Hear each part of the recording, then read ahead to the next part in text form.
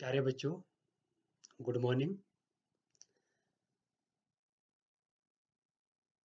छठी कक्षा गणित में आज हम नया विषय करने जा रहे हैं। तो इस वीडियो के माध्यम से मैं इकाई 3 गणित का जो अध्याय है उस पर आपसे चर्चा करूंगा, क्योंकि आज जो हर घर पाठशाला वाला लिंक है उस पर छठी कक्षा के लिए गणित की कोई वीडियो नहीं है। पिछले 3 दिनों में छठी कक्षा गणित के लिए वीडियो उपलब्ध करवाई गई थी लिंक के माध्यम से, और जिसमें आपने प्रश्नावली 7.1, 7.2 और 7.3 को हल किया। तो जब विद्यालय में मैंने अंतिम बार आपकी क्लास ली थी तो हम प्रश्नावली 3.1 का हमने पहला प्रश्न कर लिया था। तो उससे आगे आज हम शुरू करते हैं। तो सभी बच्चे ध्यान देंगे, और मेरी सभी बच्चों से रिक्वेस्ट रहेगी कि आप जो भी आपको होमवर्क दिया जाता है उस होमवर्क को आप अपनी फेयर कॉपी में करने के बाद उसकी फ़ोटो लेकर जो आपकी छठी कक्षा का व्हाट्सएप ग्रुप है उसमें ज़रूर भेजें, और ताकि हमें ज्ञात हो कि आप लोग काम कर रहे हैं या नहीं कर रहे हैं। और जो बच्चे होमवर्क नहीं कर रहे हैं, आप उन बच्चों को भी बता दें कि आप होमवर्क करें यदि वो आपके संपर्क में हैं। और मेरा पेरेंट्स से, बच्चों के जो अभिभावक हैं, माता पिता, भाई बहन, बड़े जो भी है, उनसे मेरा निवेदन है कि आप बच्चों की उनके होमवर्क करने में उनकी सहायता करें। तो बच्चों, आगे बढ़ते हैं अपने विषय की ओर। तो ब्लैक बोर्ड में ध्यान देंगे आप सभी।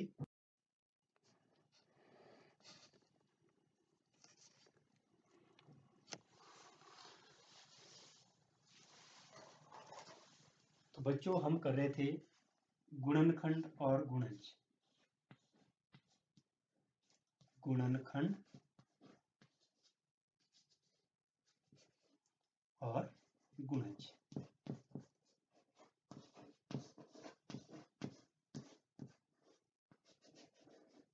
इस पर बच्चों हमने चर्चा कर ली थी कि गुणज क्या होता है, गुणनखंड क्या होता है। आज फिर से मैं इसको रिपीट कर रहा हूं।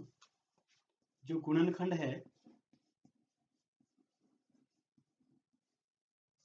गुणनखंड क्या होते हैं? किसी संख्या के सभी विभाजक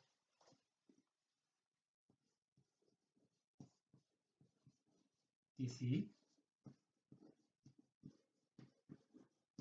संख्या के सभी विभाजक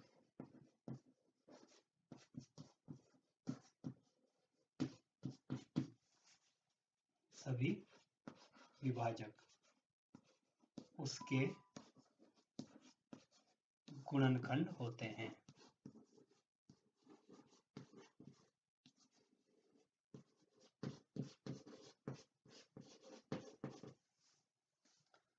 जैसे 12 है, 12 के गुणनखंड क्या होंगे?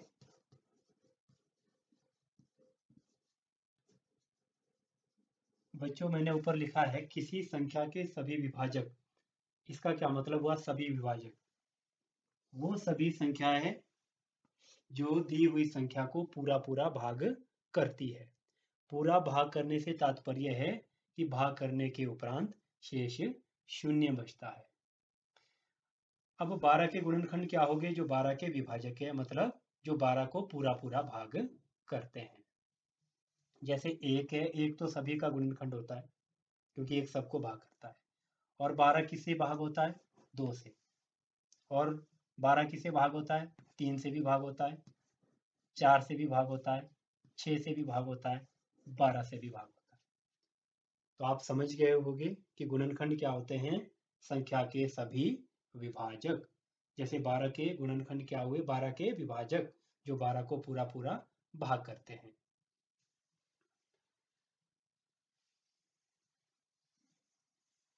देखिए, गुणज को समझने के लिए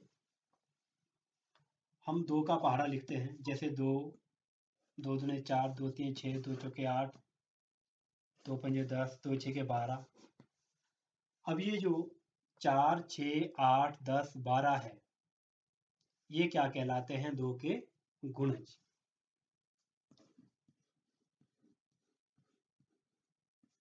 तो गुणज क्या हुए? किसी संख्या को 1, 2, 3, 4 आदि से गुणा करके जो संख्याएं प्राप्त होती है वो क्या कहलाती है? गुणज। जैसे 2 के गुणज, या हम कह सकते हैं कि जो 2 के पहाड़े में संख्याएं आती है वो 2 की गुणज है। 3 के पहाड़े में जो संख्याएं आती है वो 3 की गुणज है। 4 के पहाड़े में जो संख्याएं आती है वो 4 की गुणज है। तो गुणज क्या हुआ?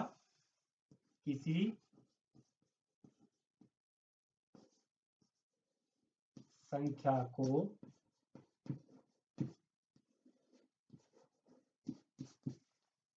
1, 2, 3 डैश डैश डैश डैश, मतलब 4, 5, 6 आदि आगे आता रहेगा, से गुणा करने पर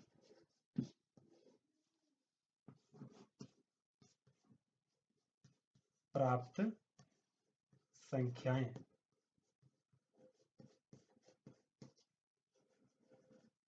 तो बच्चों ये है गुणज और गुणनखंड। प्रश्नावली 3.1 में हम पहला प्रश्न कर चुके थे। मैं रिपीट कर रहा हूं इसको। जैसे आपने 24 के गुणनखंड लिखने हैं, 3.1 प्रश्न नंबर पहला, तो आप कैसे करेंगे? देखिए, जिन बच्चों ने नहीं किया है वो जरूर करें प्रश्नावली 3.1 को। 24 के गुणनखंड क्या होंगे? जो 24 को पूरा पूरा भाग करते हैं।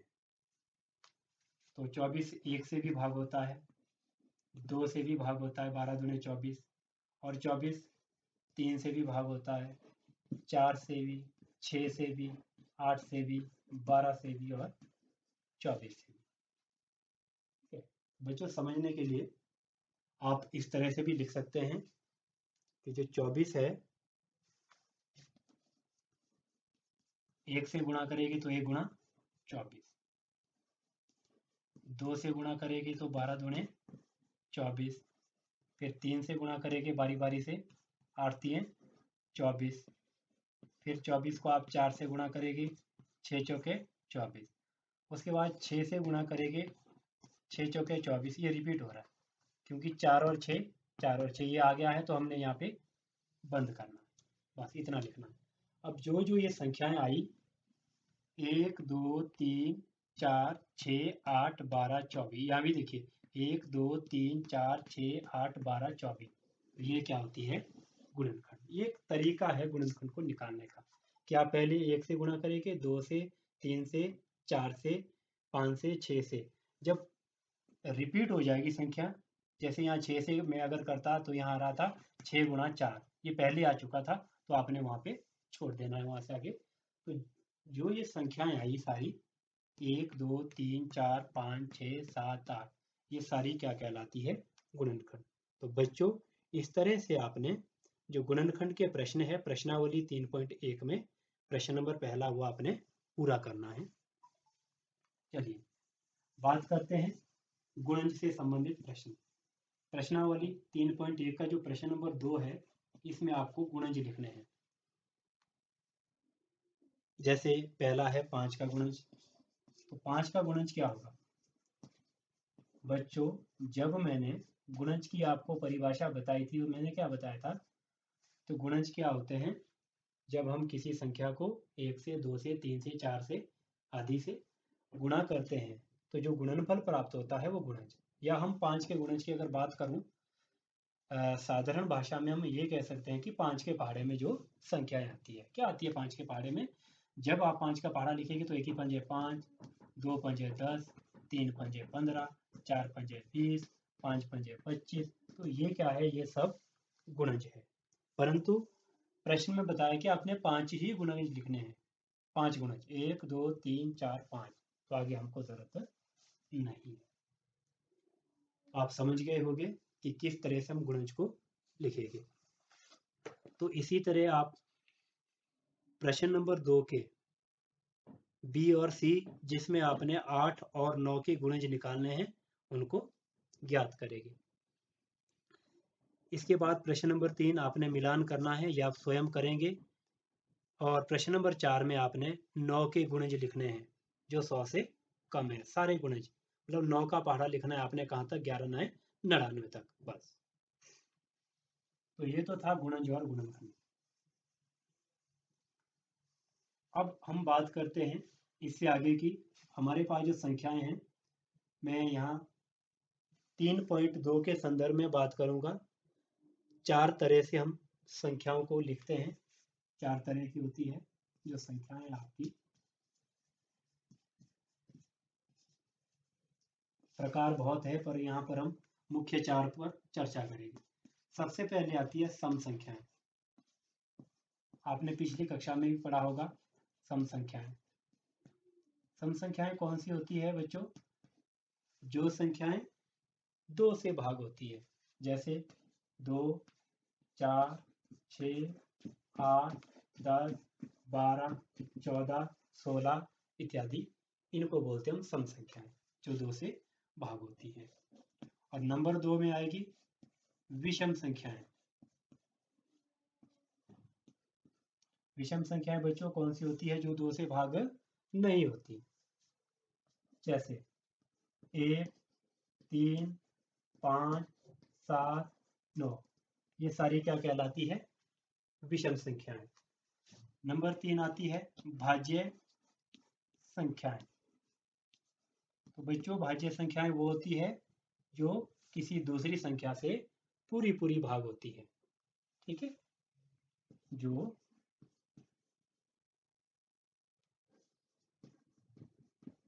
अन्य संख्याओं, और वो अन्य संख्याएं कैसी होनी चाहिए? छोटी, बड़ी नहीं होनी चाहिए, दी हुई संख्या से छोटी। जो अन्य संख्याओं से पूरी भाग हो। अन्य संख्याओं से पूरी भाग हो, इसका मतलब पूरी भाग होने का मतलब है कि जब आप भाग करेंगे शेष क्या आएगा? 0। जैसे 12 है, 12 2 से पूरी भाग होती है, 12 2 से पूरी भाग होती है, अतः 12 क्या है?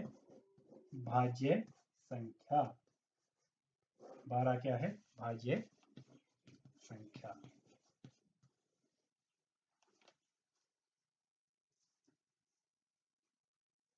तो इससे अगली जो संख्या है वो है अभाज्य संख्या। नंबर 4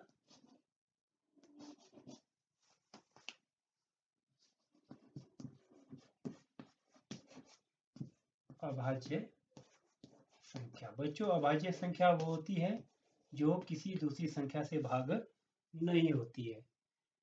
अभाज्य संख्या सिर्फ अपने से भाग होती है और एक से भाग होती है।